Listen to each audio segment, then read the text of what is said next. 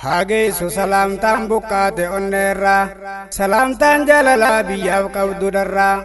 salaamtaan jaalalaa lammiif qabdu darraa Yamanirraa qaatee bahar qaxxaamuraa baraa haasumaalee san keessa bararaa dheebuu biyyaa qabdu fakkaannaa jarjaraa isin dhaqqabuudhaaf tan baafanne haraa isin naa bohaarsuuf haadheetu ziyaaraa Wacaalletti ol baatee biyya Sumaaleerraa jijjigaa farariin keessa qaxxaamuraa Awwadaayii fi Haramaayaatti naaf baafattee haraa Oromiyaa laliftuu saniin naa boharaa Irreessatti ol baatee qorte daandii gaara Addeellee fi qorkeen laaltee aa'umara Biiftuu daawwee qurfan dheete hunda gaara Iddoo seenaa qabdu dabbaal mootii gaara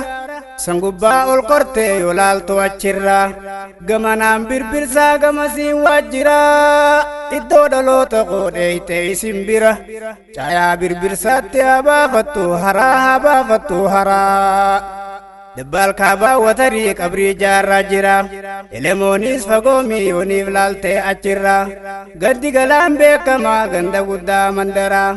Elemoon goonni sabaa nuuf dhalatee achirraa Sheekhaa Mawwatar Qaalii alamni dheedu irraa salaamtaan jaalalaa haanaa geessuu sibiraa salaamtaan jaalalaa haanaa geessuu sibiraa Dabbaal kibbaan ammoo laaftoo torbee jira Iddoo seenaa qabdu torbee kaarra hulaa Sheekha Ahmad Yaasin sheekha kan koo biraa Masgiida guddatti haa baafattu haraa